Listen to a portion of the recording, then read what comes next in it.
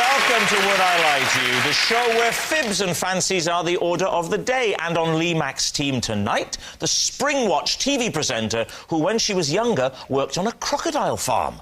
It's where she first got her love of animals. And shoes and handbags. Kate Humble!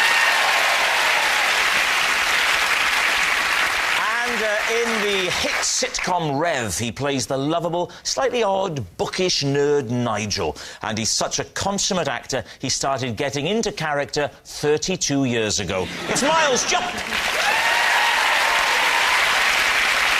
On David Mitchell's team tonight, an actor who stars in The Indian Doctor, a show all about the first ever Indian doctor in Wales.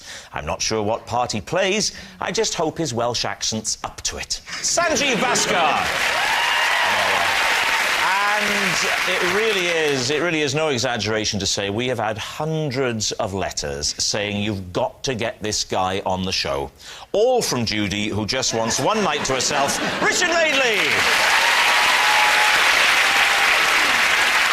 And so we begin with round one. It's Home Truths, where our panellists each read out a statement from the card in front of them. To make things harder, they've never seen the card before, so they've got no idea what they'll be faced with. It's up to the opposing team to sort the fact from the fiction. And, Richard, you are first up. One Christmas morning, I woke up stark naked in our shoe cupboard, clutching nothing but 2 cans of fake snow. Lee Mack, what do you make of that? So, what year was this? About 1993. OK, and can you talk us through how this happened? I went to bed very drunk on Christmas Eve. Actually, it was Christmas morning by then, about 2 in the morning. And I woke up again in the cupboard under the stairs, totally naked, with 2, as I realised when I picked them up, empty artificial snow spray cans in each hand. And the light was on, and my face was in the Wellington boots. What had you gone in there for? I'd gone in to put the snow cans back after what I then realised I'd done with them. What had you done with them? 2 weeks earlier, we bought our family Christmas tree in the hall. And Judy and Chloe, my daughter, decided that it wouldn't be a good idea to put artificial snow on it. And Jack, my son, and I thought it would. And we had a massive row, and of course, the ladies won. So the spray was hidden at the back of the cupboard, but I saw where Judy hid it. Okay. But you did this naked? Yes. I did it in my sleep. Can I just stop you there? No one's listening now. We're all just thinking, Richard Madeley sleeps naked. And clearly, I mean, I can only suppose what happened. I'd gone downstairs in my sleep, taken the cans out, covered the tree with fake foam, gone back in the thing, and then woken up. You've done the whole tree? Was it a good job? It was terrible. I mean, it covered everything. It covered the lights, it covered the baubles, it covered... it was like a great big Mr. Whippy. I'm intrigued by this cupboard under the stairs, Richard. I think someone with your income would, by now, or by 1993 even, during your, let's call it heyday, would have had it...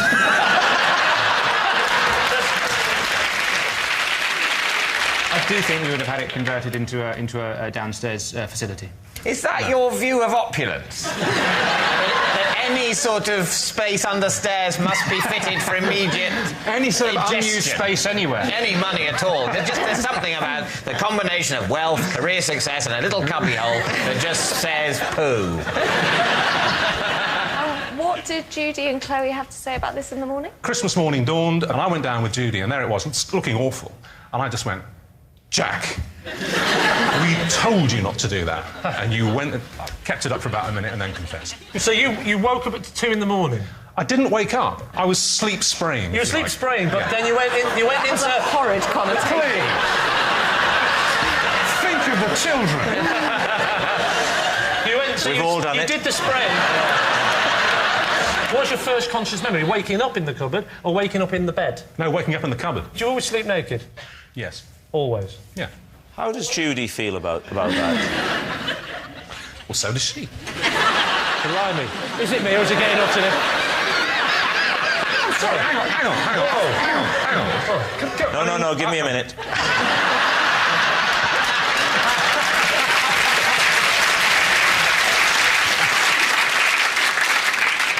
Hands up, who sleeps naked?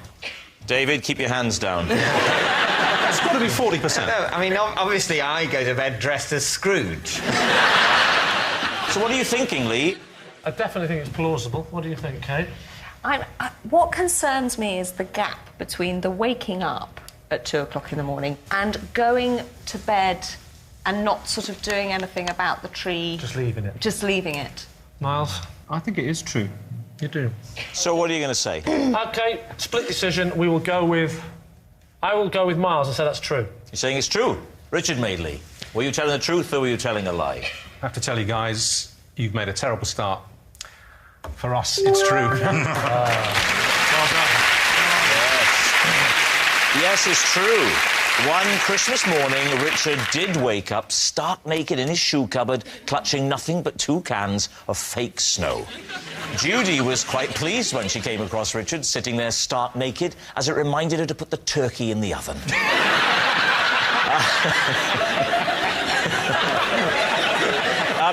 Miles, you're next. Every time I shower, I must adhere to my strict system for drying myself. OK, quick as you can. What's the system for drying yourself? Well, I always use a towel. You weird eccentric. Well, actually, I don't start with a towel. I sort of brush water off this arm. I can do that 20 times. With your hand? With my hand. Yeah. And then 20 times that one. Do you dry yourself between your legs with your hands?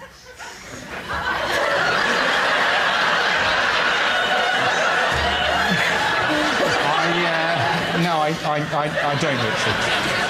Is it like an OCD thing where it is 20, or is it roughly 20? Oh, it can be multiples of 20. You're not serious. Yeah, so like 20 of those. 1, 2, 3, 4, 5, 6, 7, 8, 9, 10, 11, 12. We know what 20 is. Yeah. And then the same with that. And then 30 in the hair. 30 in the hair. And then I go, and then I think if I'm ready to move on to the towel phase. I think I've done the arm and head thing. It's towel time. And when did you start doing this? In the last 2 years. When you reach for the towel, are there any other oddities, or do you basically then proceed in what we would refer to as a conventional drying manner? Well, I get the towel and I do 50 on the top of the head. Right. And then this is quite a new development, actually. Probably within the The last... whole thing is quite a new development. No, but You this... clearly had some sort of breakdown a couple of years ago. So now it's 50 on top and 50 behind, whereas it used to just be 50 on top. What was it about your drying policy before this point, question. 2 or 3 years ago, that you considered inadequate? I was getting to a lot of towels. How much moisture do you hold? I am unbelievably absorbent. You, one could wring me out like a sponge. Have you tried that? Because that might be a more efficient way of... I don't see what it is about this system that is hard to believe or understand. I don't like it. No. Don't do it. If this turns out to be true, it's going to be a tense evening. Do you or have you ever washed your car by hand rather than going through the drive-thru or something? No, never. No, really? Never. Never. You're the most middle-class man I've ever met. You've never washed your own car? I've been through the rolling one. That's not the same, Miles. Getting the coin and putting it in the slot does not constitute manual labour. I've only had a car for 3 years. Maybe that's why this started. Yes, did the purchase of the car coincide with a new shower policy? Having seen the car go through the roly thing that for some reason you don't know the name of, even though the name pretty much creates itself. That's right. You sort of think, I want to create my own domestic version of this with my hands. I don't... Yeah. Do you have a little sign when you go into the bathroom that says, stop? Once you get to it, you edge forward, waiting. Stop. And you've got to do it quickly, because you know things are going to beep, beep, and you've got to get out again. So, David, it's time to take a guess. What do you think? It's truly horrible. But I want it to be true, and I'm an optimist in life, so I'll say it's true. Yeah. I can't go with that. I mean, if it is true, then it's really disturbing and frightening and all those other things that you scare your kids with. My instinct is that it's a lie. OK, So you're saying it's a lie. Well, yes. Miles, were you telling the truth, Miles, or were you telling a lie? It is true.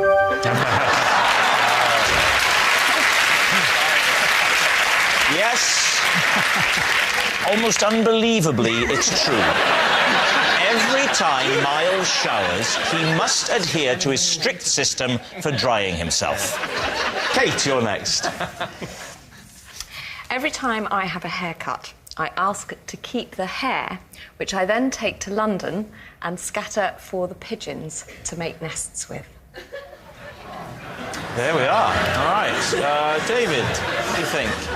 What is it that makes you think that the pigeons of London are short of Hair. stuff? Hair. I mean, there's just a lot of stuff, nest-making stuff in London. Well, actually, surely. there isn't that much, and there has been this big drive to keep London tidy. And Kate, do you believe that pigeons prefer blondes? Is that No, but I think they do like curls. How do you know that? They prefer. Well, you know, when I scatter it, I then just sort of stand back, make sure it's appreciated, and you know.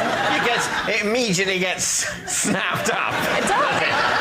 They go away. There's somebody else feeding them some bread, and they go. Yeah. Curly hair. Who wants a bit of old Hovis? You know, How when much of your hair do you get cut for the curl to be included? That suggests It's quite about a bit. 1.5 inches I have cut. I don't have it cut very often. Where in London do you go to distribute your clippings? Can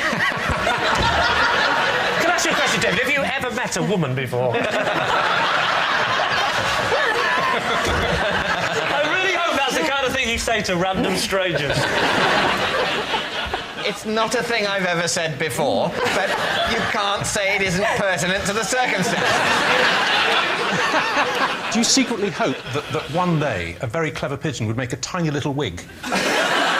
If he did, yes. What might he sound like, Richard? Because I've been told that you do a very good Oh, he's doing it. He's doing it now. That's a wood pigeon, isn't it?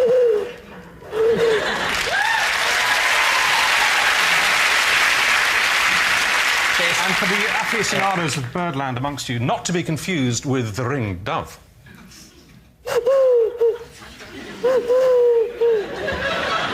And also, not to be confused with the parrot. Hey! Pretty Polly.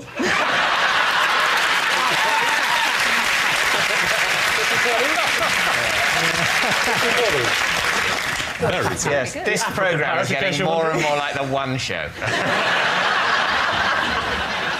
Well, actually, I did want to ask Miles a question, if you don't mind, Miles. If you were to do what she does, would you wash the cuttings and hand dry them before you... If I were to collect Kate Humble's hair and then get on a bus, I'd go to a hairdresser and say, have you cut Kate Humble's hair? Have you? With that voice. Well, put it in a bag for me. And then I'd catch a bus and I'd go straight to the top deck and tell everyone exactly what I had in my bag. Who watches Spring Watch? Got a hair in my bag. It's not for me, it's for the pigeons. What do you think, David? Can I say, I think more of Kate Humble than this. I have a higher I think opinion. a lot of her. I mean, it's... Yeah. Oh, sorry, in that sense. Yeah. I think she's telling us a lie. I think we all think it's a lie. You think it's a lie? Pretty unanimous. OK, Kate, fact or fiction? It's a lie. Yes, it was a lie. Every time Kate has a haircut, she doesn't take the hair cuttings to London to scatter to the pigeons for them to make nests with. Our next round is called This Is My, where we bring on a mystery guest who has a close connection to one of our panellists. This week, each of Lee's team will claim it's them that has the genuine connection to the guest, and it's up to David's team to spot who's telling the truth. So please welcome this week's special guest, John.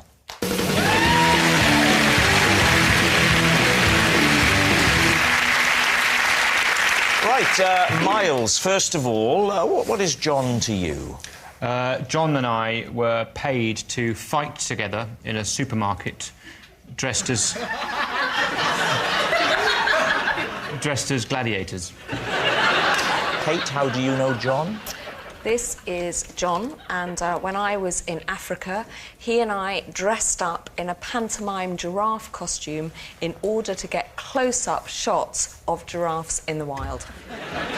Lee, what is your relationship with John? This is John. Despite being total strangers, we were once forced to share a bed when we were double booked into the same hotel room. David, where do you want to start? Well, maybe with Kate, because what I'm reluctant to believe is that the best way of lulling giraffes into a false sense of security is to try and disguise yourself as a giraffe, because I reckon a giraffe, it takes one to know one.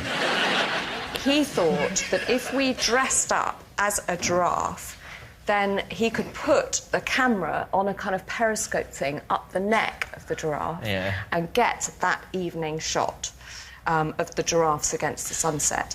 Now, you said very astutely that it takes a giraffe to know a giraffe. If we tried to do this in daylight, it would have failed completely, because giraffes have extremely good day vision, but their night vision isn't very good, and that's why we decided to try it. Why is it then necessary to disguise as a giraffe at all? Why not just take a stepladder? They are not completely blind. They're just not necessarily going to worry too much about whether you're made out of polyester or real fur. Do you just show us how it works? How it works. Would you like me to do that with John? Lee would be the perfect partner for this. Lee, if you come... He has a look of the wild about him. Here. Kate's going to demonstrate the whole giraffe doppelganger with you, Lee. So you are in the front, OK? You need to stand about there. And actually, could you three stand up and all just be giraffes in the wild with the sun behind you? Yes. OK. Do you ever get the feeling she's mocking us? OK, so you've got this big giraffe costume on, and it's got a kind of pole up the back as its spine. Right. You have got a camera on a pole poking out of the mouth of the giraffe, right towards them, OK? Right. I am behind you.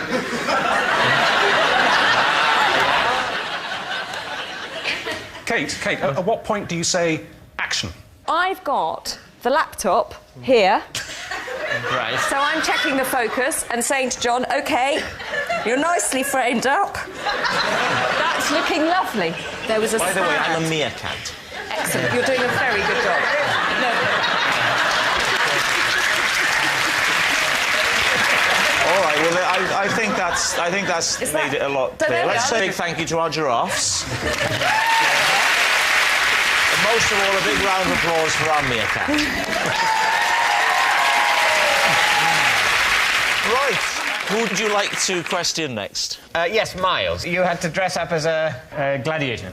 A gladiator? Yeah. As in a Roman gladiator, or as in from the TV show Gladiators? Roman gladiator. So the sort of sword and sandals. Yeah, breastplates. What sort of gladiator were you? We each had a sword and a shield, and we did battle. And this was in a supermarket? Yes. Were you employed, or was this just... We were in... Or a distraction technique, so that someone else can steal biscuits. Some cakes. We were promoting a range of foods. Fresh lion meat, you know, the usual. We were promoting a range of foods, the Viva Italia delicatessen range. I don't know if you remember when Safeways rolled that out. We would have this fight, and then one of us would die, or be beaten, be vanquished, and the other one would say, "Oh, how did you get the strength to beat me?" And you'd say, "From aisle 7, where I've been feasting on the Viva Italia delicatessen range." What about Lee? Lee, remind us, what is your link to John? I've forgotten. This is John. Yes. And we were once forced to share a hotel room together, or share a bed in a hotel room, because we've been double booked. So, where was the hotel, Lee? The hotel was in Scotland. OK, do you want to be more specific than that? OK. It was right in Scotland. OK. Be more specific? More specific? Yeah. I was at Alaskay. OK. Oh, yeah, fine. I believe you. What were you doing? I was at a wedding. Yeah, when was this wedding? 9 years ago. You came back from the wedding, so I came back from the wedding. Got to the I've hotel. had a bit too much to drink. Right. I go to reception, I say, hello, Well, I'd have to say. And 9 years ago. Yes, you. Well, I did have to say. But so I told them who I was. She leans round, she gives me the key, I go upstairs. No lift. Right. She doesn't in any way go, by the way, there is a large man already in this room. No, obviously, she wasn't aware of the mix-up. Otherwise, she would have stopped me, wouldn't she? She didn't... As I walked off, she didn't go... What? Nothing. You'll see. So what happened? You were given the key by reception and Yes. then opened the door and he was in there? Correct. At which point you said... I was a bit drunk, so I just assumed that there'd been a mix-up, wrong key, I was in the wrong room, so I just went, oh, sorry. And he went, and I sort of... I can't remember He exactly. said what? He went, oh, sorry. You don't mock him, wait till he opens his mouth in a minute. Rob says, come on, who are you? And he goes, And you go back down I go to back reception down. to say... I said, you've given me the wrong key. Yeah. Then she said, sorry, there's been a mix-up. Been a mix-up, and she said... You're going to have to go back in there. I was in the right room, he was in the wrong room, but he checked in earlier on, so it wasn't her mistake, it was a mistake earlier on by somebody else. Why didn't you investigate the possibility of sharing with the person in the other room? Oh, yeah. What I did was I went round all the rooms, and I went... I don't think so, do you? You're looking at it, soldier. When the two of you realised that you were going to have to share a bed together, did you have a kind of a negotiation?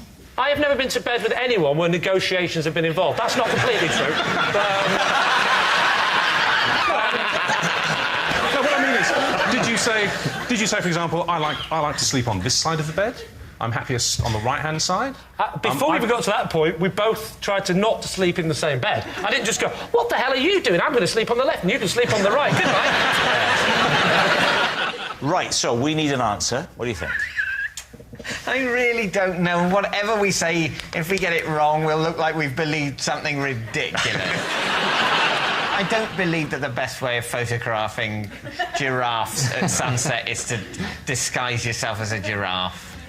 I just two actors fighting in a supermarket. But why? If you're pushing a range of sort of Italian delicatessen foods, are you going to imply that they give you gladiatorial strength? No, it's straight to kill somebody. That's not what people are looking for in that kind of, in a nice bit of pastrami. But will it be able to give me the strength to murder? And also, don't you think that John looks like the kind of bloke you would bump into at a Scottish wedding? See, I know it sounds weird. I kind of believe Kate's version more. Yeah. You think Lee? I think Lee, yeah. I think Lee. But what if it's Miles, then? Then that's awful, it's Miles, then.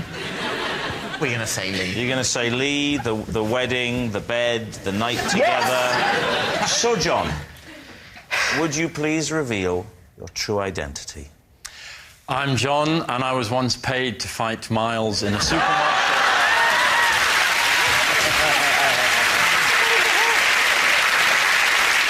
Yeah, John and Miles were paid to fight each other in a supermarket while dressed as gladiators. It's a horrible, stupid game. Thank you very much, John. Thank you. Which brings us to our final round, Quickfire Lies, in which our panellists lie not only through their teeth, but against the clock. We will start with... David. I like pens. I know this! It's true! It's true! I like pens, and I like to know where my pens are. For this reason, I have a 3-point pen policy. What's your 3-point pen policy? Well, point 1, I find it important to know where my pens are at any time. For example... That covers all three, this doesn't pen. No. Point 2 is to be hyper-aware of any pen that I've lent out. Point 3 is to take any opportunity within the bounds of a reasonable interpretation of the law to purloin or otherwise obtain pens. Name 3 people who have currently got pens of yours that you want back. There are no people who have pens of mine. A key part of point 2 is to get a pen back as soon as possible. When people say, oh, can I borrow your pen? What I want to say is, absolutely not! Get your own pen, this is mine! However, as part of a scheme I'm working on to try and seem normal would be an exaggeration, but, you know, at least acceptable in broader society, I try not to say that. I try and seem casual about, oh, yeah, borrow my pen, that's fine. And then I'm thinking about it constantly until it is returned. The pen that you've got with you tonight, is that your own pen or is that a BBC pen? It is now my pen. Pass me the pen. I'd rather not. Well, you have to. You have to pass me that. I will give it you back. Yeah. I will promise to give you the pen back within 5 minutes. All right. OK, shall I... Let's meet halfway. All right. It'll be the first time we've made physical contact in 5 years. I'll see you. Right, put the pen on the floor and step away. Step away from the pen. You're going to destroy the pen. I'm not going to destroy the pen. You've got such a cynical mind. Back away from the pen. He's going to destroy it. I'm not going to destroy the pen. That would be infantile. So this is a pen you got from the BBC today. Yeah. If I take this pen and say I'm keeping this pen, what will you do to get the pen back off me? I will not fight you. So what are you thinking, Lee? It didn't seem much of a system, did it? That he's going to ask me to have the pen back, I'm going to say no, and he's going to leave it at that.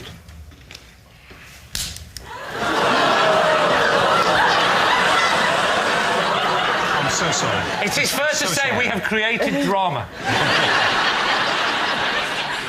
You had explicitly reassured him in front of witnesses that you would not break the pen.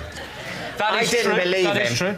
I didn't believe him. I knew he'd break the pen. That pen, I'm afraid to say, and I hope this doesn't make me sound heartless, when I put that pen down there, it was dead to me.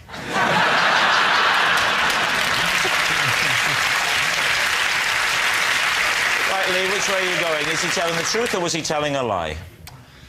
I bet you love pens. I bet you're pretty crazy about pens, but you do not have a 3-point system. I think he might. OK, Lee, take a guess. Truth or lie? We'll say it's a lie. You're saying it's a lie. David Mitchell, the truth or a lie? It is, in fact, true.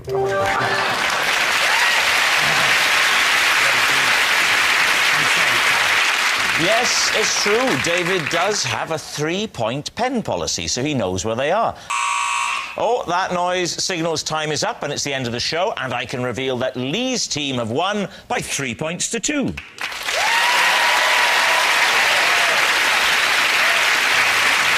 it's not just a team game, and my individual liar of the week this week is Miles Jupp.